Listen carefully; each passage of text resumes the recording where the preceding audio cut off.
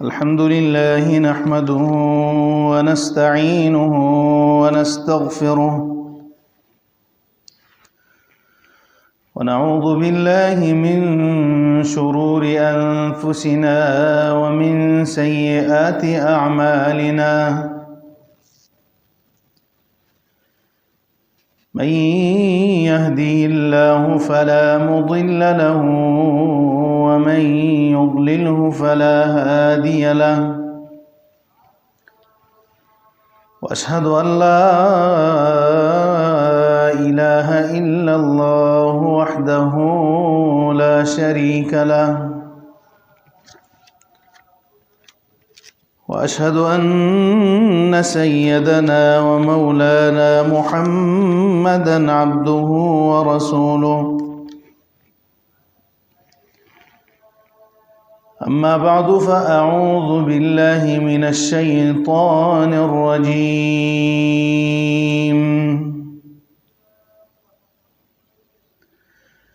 بسم الله الرحمن الرحيم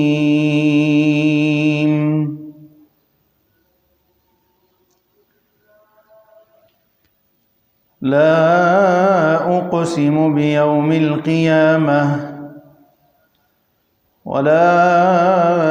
أقسم بالنفس اللوامة أيحسب الإنسان أن لن نجمع عظامه بلى قادرين على أن نسوي بنانه عزتمندو مسلمانانو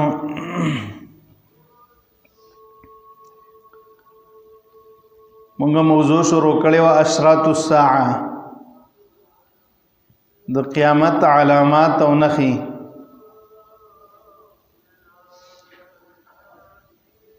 عزتمندو قیامت چې راځي مخکې د هغې نه به څه نښې راځي او دا نښې په درې قسمه باندې دي یو وړې نښې دي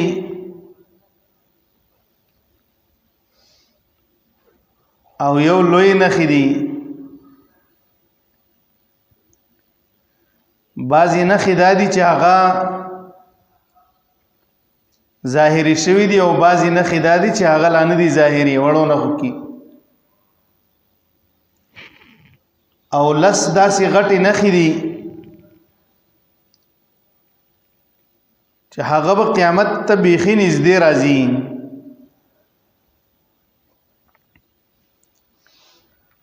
او هغه نخی چې کمی وړې دي هغه ان شاء الله مونږ ذکر کوو ظاهری شوی دي او کمی چې ندی ظاهری شوی وړې نخې هغه هم ذکر کوم او اخر کې ان شاء الله بیا به غټې نخې هغه ذکر کوم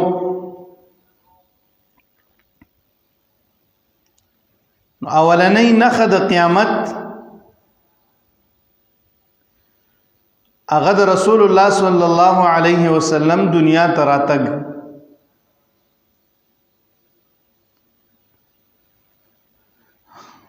او د رسول الله صلی الله علیه وسلم نبوت او مبعوث کېدل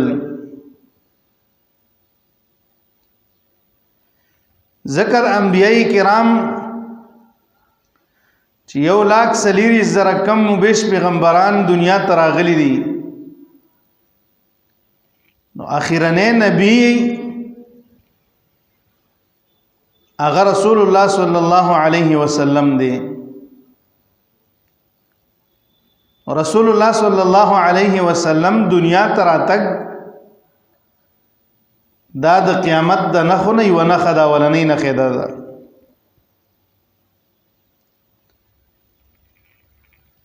او دې باندې دلیل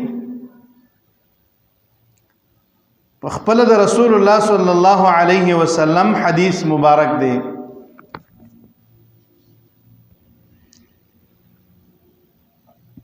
د سهل ابن سعد رضی الله تعالی عنه روایت ده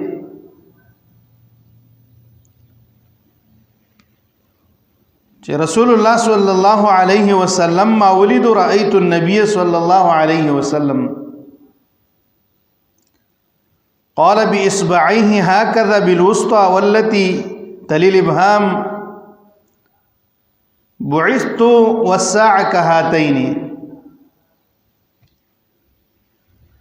رسول الله صلی الله علیه وسلم سهل ابن سعد رضی الله تعالی عنه وی ما ولیدو چې په دې دوه ګوتو باندې اشاره وکړه داسي او بیا یې فرمایل بعثت والساعه كهاتين.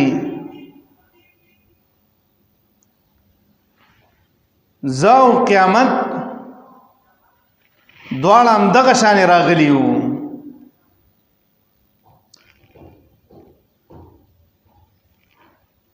او دا اشاره په دې ګوتو باندې په دې کې مقصد څه و؟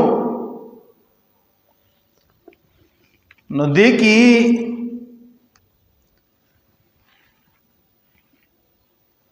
اشاره دی خبرې ته وا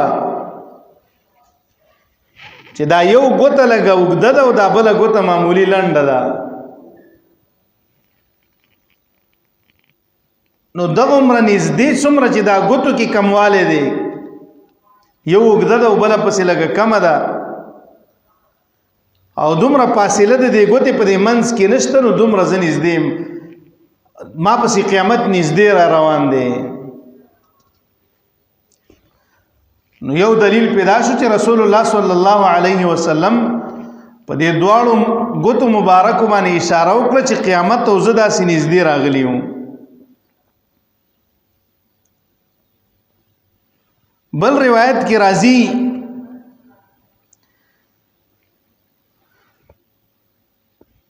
رسول الله صلی الله علیه وسلم فرمای په روایت کی چې بعثت فی نسم الساعه زبر علی گله شوی ما په هغه اولنو نخو د قیامت کی اولنی نخه ابتدایی قیامت چې براتلو اولنی نخه زیما. دویم دلیل پیدا دی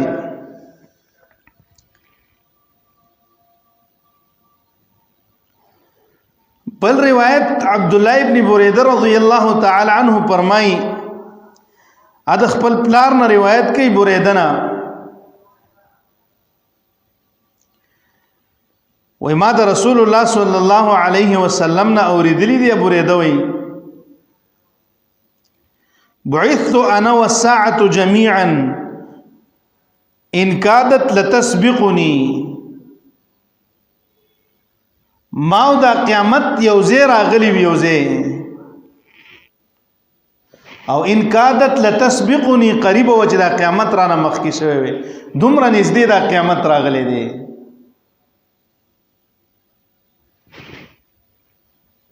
او نور دلایلم په دې باندې شته چې رسول الله صلی الله علیه وسلم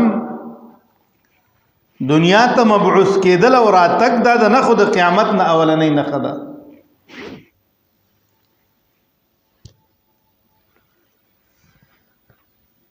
او دویمه نخه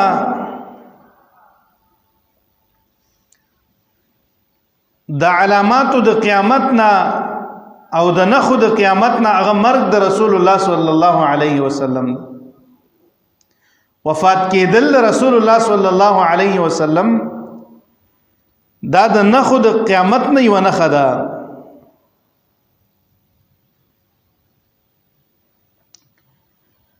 او هغه تفصیلم رسول الله صلی الله علیه وسلم په خپل باندې کړی دی. عوف ابن مالک رضی الله تعالی عنہ فرمای و اتیت النبي صلی الله علیه وسلم فی غزوه تبوک وهو في قبة من آدم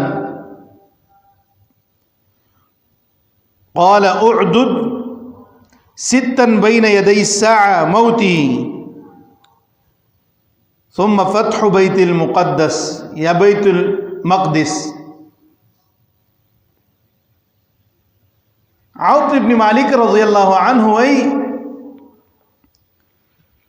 وی د تبوک د غزا په موقع باندې زرانم رسول الله صلی الله علیه وسلم د چمړې په یو خیمه کې ناستو وی ما ته اوپر ما ویل راته وی فرمایل عوف ابن مالک وی رضی الله عنه چې اعدد ستا بین یدی الساعه شپږ خبرې دراتلو د قیامت نمخ کې وشماره. اولنۍ پاغي کم موتی زما مرګ زما وفات کېدل د نخو د قیامت نه یو نه خدا دا خوګت حدیث دی خو یو نخ رسول الله صلی الله علیه وسلم ورته اولنۍ دا وخوده دویمه نخ چې مونږ ذکر کوو خو په غشپغو کې ورته اولنۍ وړومبۍ نه خدا وخودله چې قیامت بعد راځي قیامت نږدې دی ځکه زما مرګ دا دی راغی زما مرګ کله راغی نو قیامت نږدې دی نورې نښې مې ورته وښودې.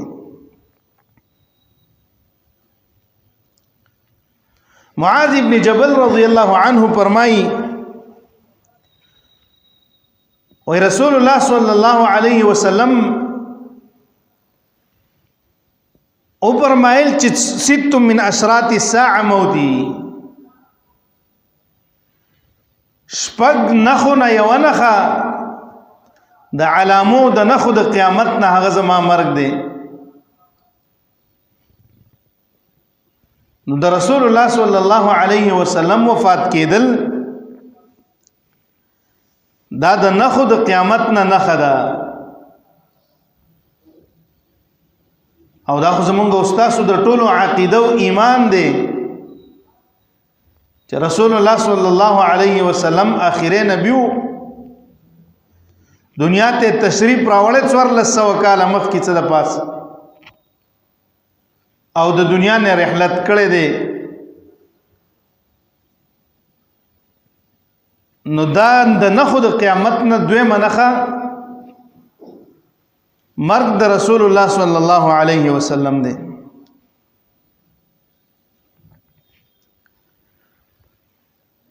او دریمه نخه د قیامت ته نخونه زمکه د حیره فتح کېدل دا نخه ده. صحابه کرام رضوان الله تعالی علیهم اجمعین ته رسول الله صلی الله علیه وسلم دا فرمایلی چې د ازمکه د حیره چې دا فتح کیږي ځکه ماته اخذ شو ازمکه د حیره چې دا به مونږ فتح کوو کانیاب الکلاب وانکم ستفتحونها پشان د هغه داړو د سپوره ته اخذ شو او دارته اخذ شو چې دا به یقینا تاسو صحابه فتح کوي. دا حیره په عراق کې د کوفې نه تقریبا 3 میله فاصله کې دا علاقه ده.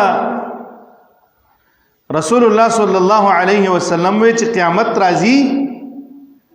دا غینه مخکې به حیره فتح کړی شي او دا فتح شوی د 14 یا 14 هجری کې. ایاس ابن قبیصه الطائي دا د دې علاقې په دغه وخت کې مشر او دا د عربو علاقه خو د فارس ایران د دغه خلقو په حکومت او بادشاہي په دغه زیاته او مسلمانانو ته پدې کې آزاد پرې خودل او د مسلمانانو سره صحیح تعلق ساتل دغه رومیانو نه ایرانیانو نه کول فارس والا. دا د نجف په خوا کې د په عراق کې. بیا د خالد ابن ولید رضی الله تعالی عنہ پلاس باندې الله رب العزت د حیره د غزمه کا فتح کړه. نو درې منخه چې ما تاسو ته ویلی واغه نخې به مونږه اول ذکر کو چې کم راغلی دي. د قیامت د نخو نه درې منخه دا چې د حیره د ازمکه په فتح شي.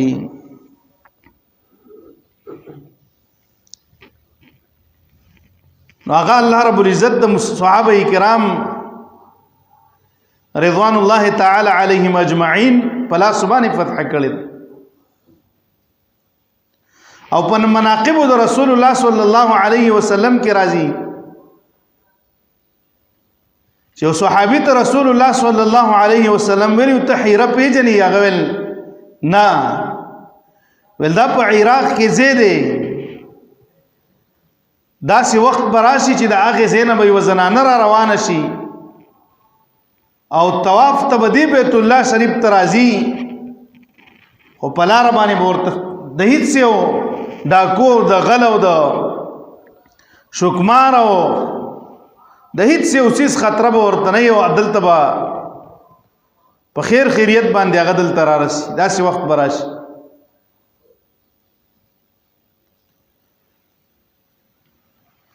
نو دغه حیره بیا صحابه کرامو فتح کړه په 14 یا 14 هجری کې. سلورم منخه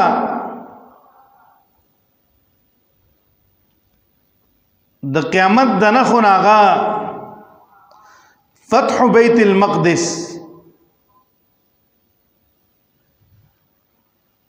د بیت المقدس فتح کېدل دا څلورم منخه ده.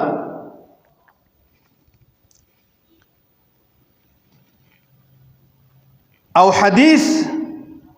دلیل په دې باندې هم دغه مخ کې حدیث سما کوم وې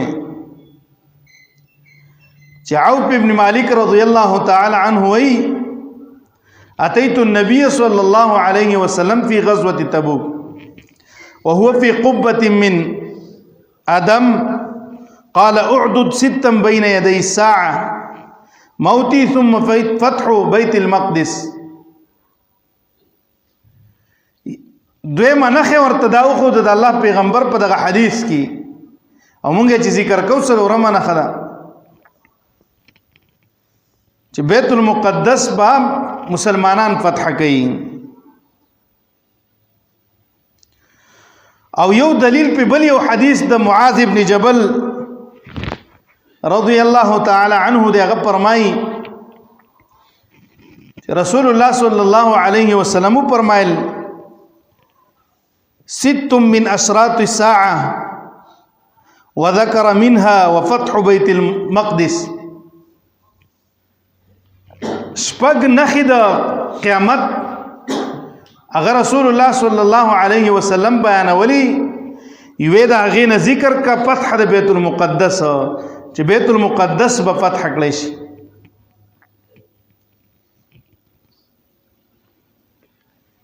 او دریم دلیل د بیت المقدس په فتح باندې بل حدیث د رسول الله صلی الله علیه وسلم دی. عبد الله ابن حواله رضی الله تعالی عنه دا یو صحابي دی فرمایي چې رسول الله صلی الله علیه وسلم راغه لاس دا غیده ما ته او فرمایلو يده على راسي او هامتي زما په دې سر باندې دا لاس خو دیو یا هامتي زما په دې کوپړی باندې دا لاس خو دیو. او رسول الله صلی الله علیه وسلم ما ته فرمایل اذا رايت الخلافه قد نزلت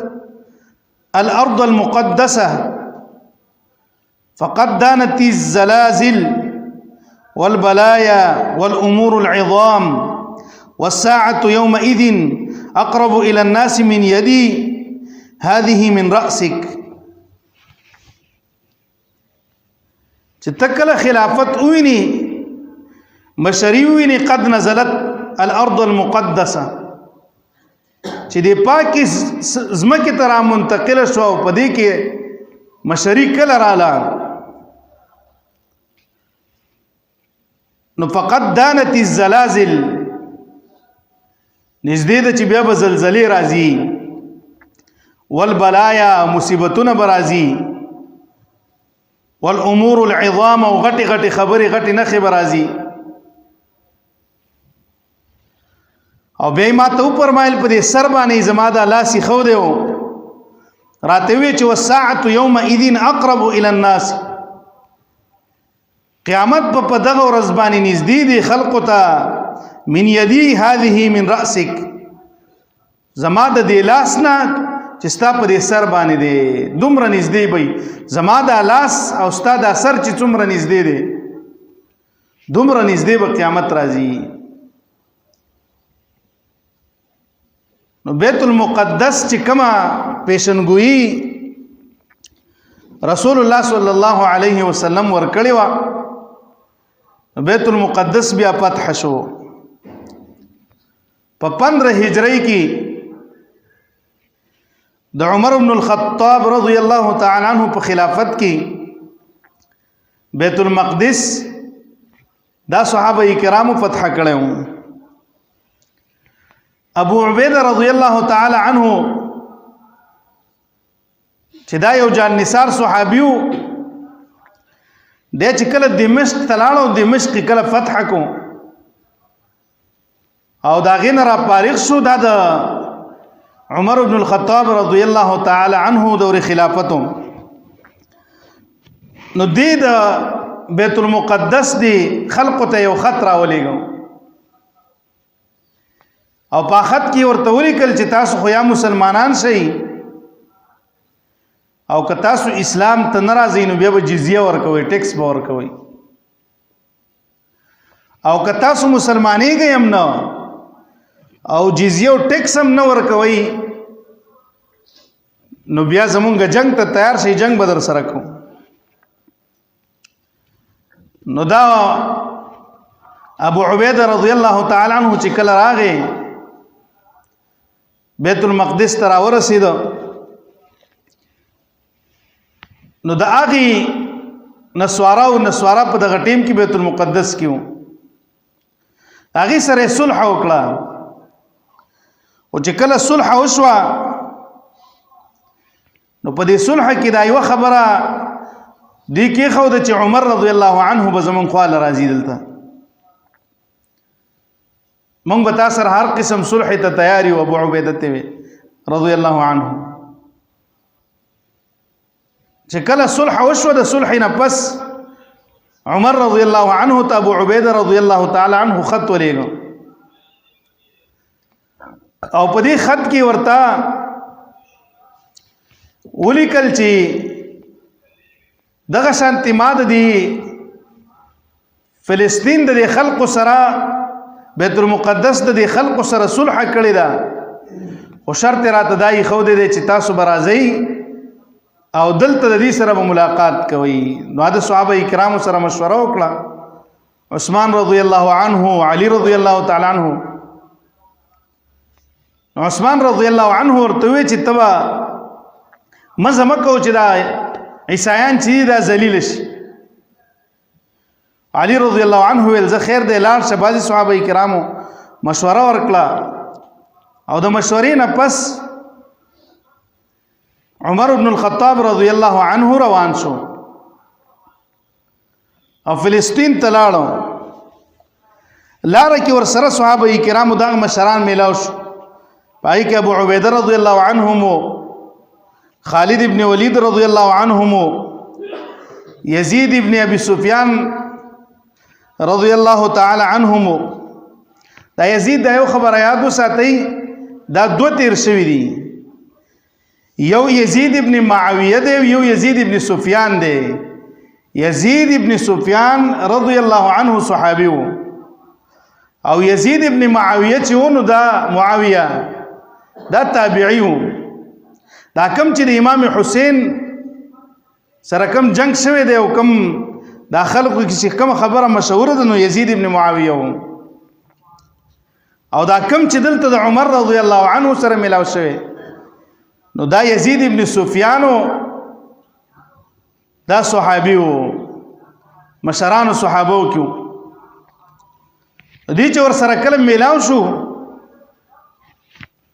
او د په دیو په دا مشران ور سره دی عمر رضی الله عنهم د لاړو بیت المقدس ته ورسېدل او دې خلکو ته وی چې تاسو به څو ورځې پس د دې ځای نه ځئ روم ته بس خپل علاقو ته بلاړ شي دې روم کې د دې مشران اوسېدل او دې خلکو هم په دغه خبره باندې اتفاق وکړو او که تاسو زمون خبره نه منئ نو جنگ در سره کوو مسجد اقصی ته عمر رضی الله عنه دنه شو په هغه دروازه چې کوم رسول الله صلی الله علیه وسلم په اسراء او معراج کې رسول الله صلی الله علیه وسلم په کومه دروازه دنه شو او دنه دوه رکعات منځ په هغه ځای کې وکړو چې کوم په هغه محراب کې چې کوم د داوود علیه السلام محراب وو او بیا عمر بن الخطاب رضی الله عنه بیت المقدس دا فتح شو صلح وشوا رومیانو عیسایانو خبره ومنله چې موږ به روم ته ځو شپې هم هلته وکړو د سحر مونځ یې وکړو او د سحر په مونځ کې عمر رضی الله عنه په یو رکعت کې سوره صاد ویلو په بل کې سوره بنی اسرائیل ویلو نو دا کوم فتح چې د بیت المقدس یا د بیت المقدس دا دواړه نمونه ورته وایي په حدیثو کې د چې رسول الله صلی الله علیه وسلم وایي د قیامت نه مخکې یو نښه دا ده چې بیت المقدس په فتح شي دا واقعه مې ځکه بیان کړه نو هغه هم دقه فتح ذکر کوله چې کومه تیر شوې ده په 15مه هجري کې نو دا څلور نښې مونږ تاسو یاد کړئ ان شاء الله نور به آینده بیانو یو نښه د رسول الله صلی الله علیه وسلم مبعوث کېدل دنیا ته دا نښه د قیامت ته او دویمه نښه وفات د رسول الله صلی الله علیه وسلم او دریمه نښه حیره علاقه فتح کېدل څلورمه نښه فلسطین فتح کېدل دا څلور نښې مونږ بیان کړي ان شاء الله مخکې به زو دا به بیانو وړې نښې هغه نښې چې هغه ظاهري شوي دي هغه به بیانو پهله او بیا به چې کومې لا نه دي ظاهري شوي هغه نښې به بیانو او بیا ان شاء الله غټې لس نښې دي هغه به هم بیانو الله دې په دې خبرو او المال بیا موږ ټولو د عمل کولو توفیق راکړي اقول قولي هذا واستغفر الله لي ولكم